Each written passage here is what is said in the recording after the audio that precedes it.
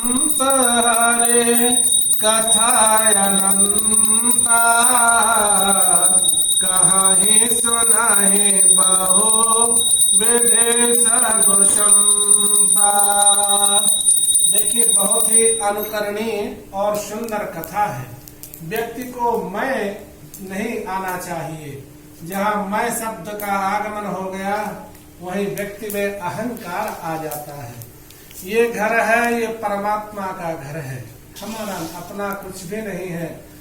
एक बार का बहुत ही सुंदर प्रसंग है। नारद जी को अभिमान हो गया। कैसा अभिमान हो गया? नारद जी ने अपनी शक्ति और उपासना के द्वारा कामदेव पर विजय प्राप्त कर ली।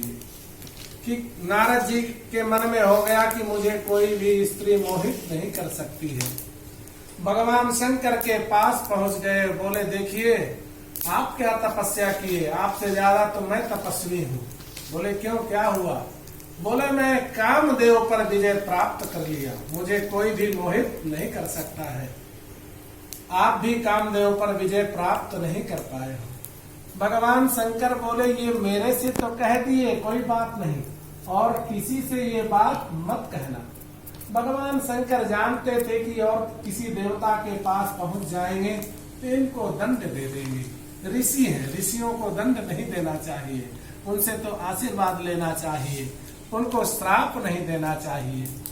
नारद जी अभिमान बस यही सोचते सोचते कि मैं सर्व विजयी हो गया, कामदेव पर मुझे विजय प्राप्त हो गई। ब्रह्मा जी के पास पहुंचे। बोले, ब्रह्मन आप क्या तपस्वी हैं?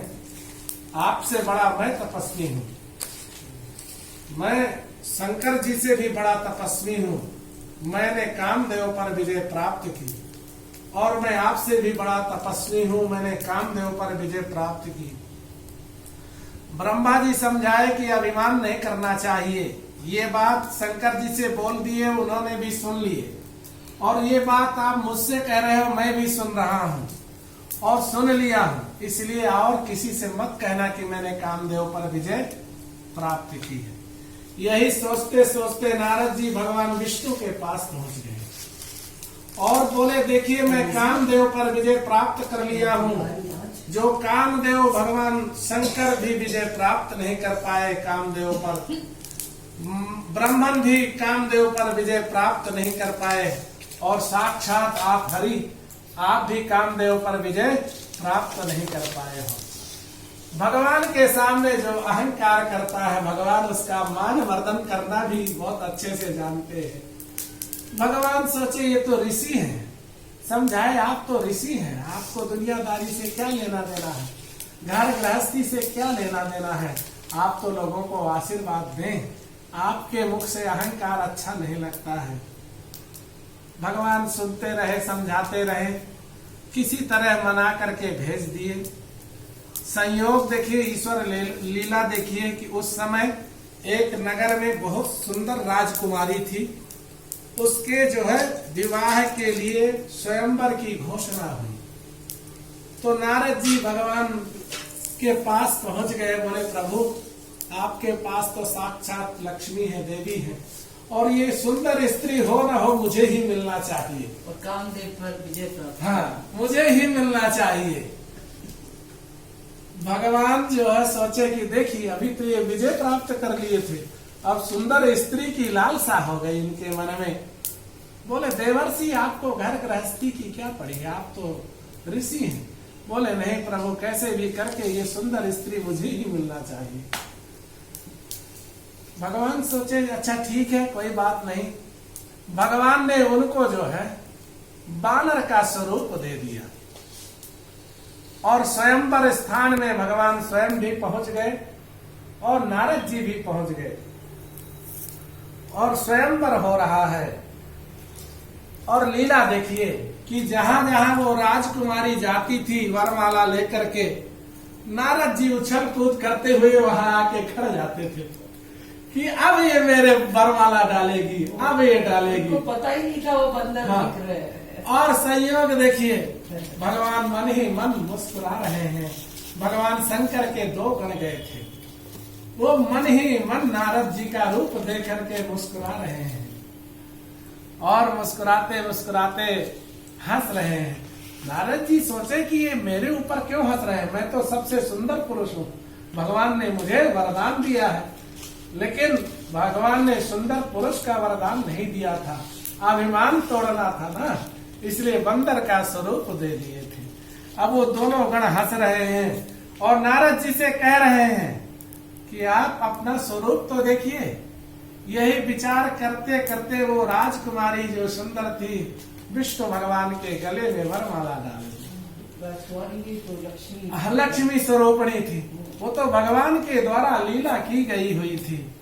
अब नारद जी को बड़ा क्रोध हुआ कि देखिए भगवान कहाँ मेरा ब्याह करा रहे थे और स्वयं अपना ब्याह कर लिए, कितना जो है मुझे धोखा दिए। यही विचार करते करते वो रुद्रगण बोले, अपना फेस तो देखो, अपना चेहरा तो देखो। जा करके समुद्र के किनारे गए और समुद्र के जल में उनकी छाया दिखी बानरों की। बड़ा क्रोध उत्पन्न हुआ। भगवान भी आए, बोले ये सब मेरी माया थी। भगवान को ऋषि मुनि श्राप जल्दी दे देते थे। बोले आज बानर स्वरूप में मेरा परिहास हो रहा है नारायण।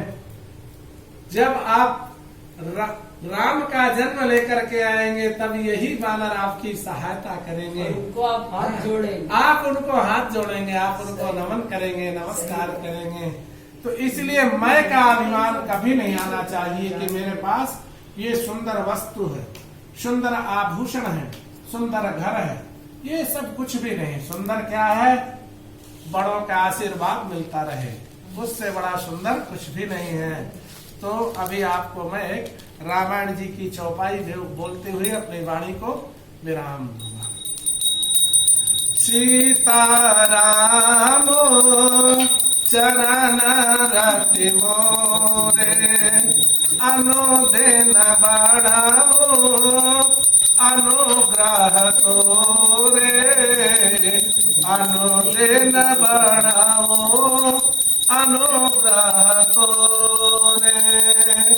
शिवद्रोही ममो दास कहावा, जो नर मोहि शकुन नहीं बावा।